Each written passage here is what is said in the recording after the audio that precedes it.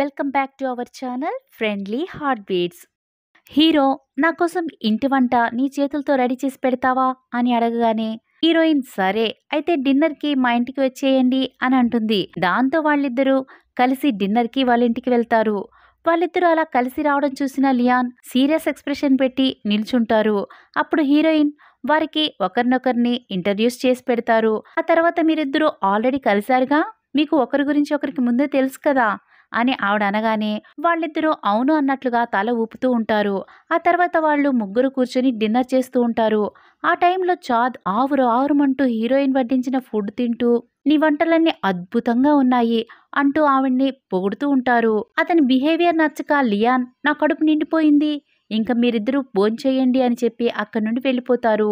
ఆ తర్వాత చాద్ ఇంకా అలానే తింటూ ఉంటే చూసిన హీరోయిన్ నీకు ఇంకా ఆకలిగా ఉందా అంటే కింద నైట్ మార్కెట్ ఉంటుంది, మీకు ఏదైనా కావాలంటే నేను ఇంకా తీసుకుని వస్తాను అని ఆవిడ అంటుంటే నువ్వు చేసిన వంట తిన్న తర్వాత ఇంకేది తినడానికి నా కడుపులో నేను చోటు ఇవ్వను, కేవలం నువ్వు వండి పెట్టింది మాత్రమే తింటాను అని అంటూ లియాన్ని చూస్తుంటే నాకు చాలా అసూయగా ఉంది, నీ సెలెక్షన్ చాలా బాగుంది అని అనుకుంటూ ఉంటే మీరు ఏదో అన్నారు నాకు ఏమీ వినిపించలేదు అని హీరోయిన్ అంటారు.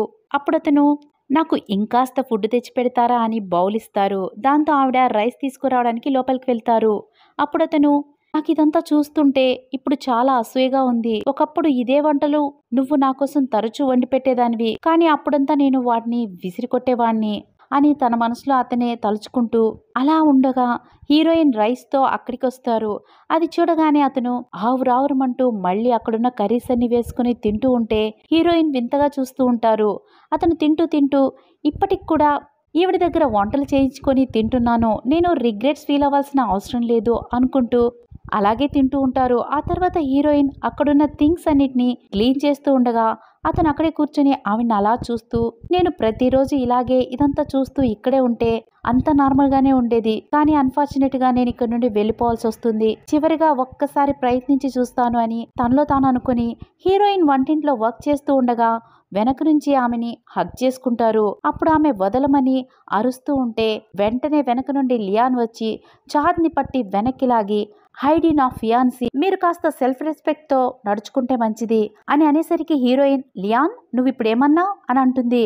దాంతో అతను అవును హైడీ, నాకు గతమంతా జ్ఞాపకం వచ్చేసింది అని ఆవిడ్ని చాలా గట్టిగా హక్ చేసుకుంటారు.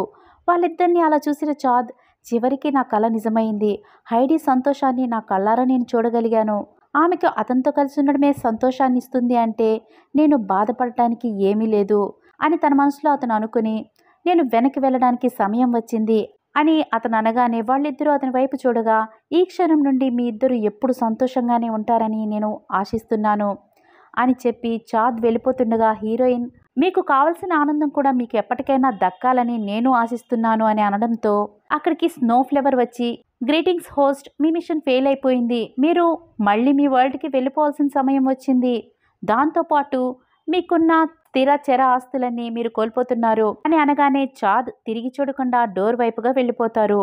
దాంతో అతను మాయమైపోతారు. అప్పుడు లియాన్ అతను వెళ్ళిపోయాడా అని అడిగితే హీరోయిన్ అవును అని అంటుంది. ఆ తర్వాత ఆమె నేను ఎంత భయపడ్డానో తెలుసా అని అంటుండగా అతను నేనెంత భయపడ్డానో తెలుసా, చాద్ నాకు చాలా స్ట్రాంగ్ కాంపిటేటర్ అని అతను అంటూ ఉంటే హీరోయిన్ మీరు భయపడరని నాకు బాగా తెలుసు అని అతన్ని హగ్ చేసుకుంటారు. తర్వాత నాకు ఒకవేళ మన గతం గుర్తురాకపోయి ఉంటే నువ్వు నా లైఫ్లో ఎంత ఇంపార్టెంట్ పర్సన్ అనేది నాకు తెలియకపోయేదేమో అని లియాన్ అంటారు. అప్పుడు హీరోయిన్ ఈ క్షణం నుండి మనం దేనికి భయపడాల్సిన అవసరం లేదు అని అంటారు. దాంతో అతను ఇక లోపలికి వెళ్దాం పదా అని అంటారు. అప్పుడు ఆమె గుడ్ నైట్ చెప్పి తన రూమ్కి వెళుతుండగా ఇప్పుడు కూడా ఇంకా మనం సపరేట్గా పడుకోవాలా అని ఆమెను అమాంతం ఎత్తుకుని రూమ్లోకి లియాన్ తీసుకెళ్తారు. దీంతో ఈ కథ హ్యాపీ ఎండింగ్తో ముగుస్తుంది. చూసారు కదా friends, a life time too late heartless love movie చాలా బాగుంది కదా, మీకు నచ్చిందనే నేను భావిస్తున్నాను. మీకు కనుక ఈ వీడియో నచ్చినట్లయితే లైక్ చేయండి, షేర్ చేయండి.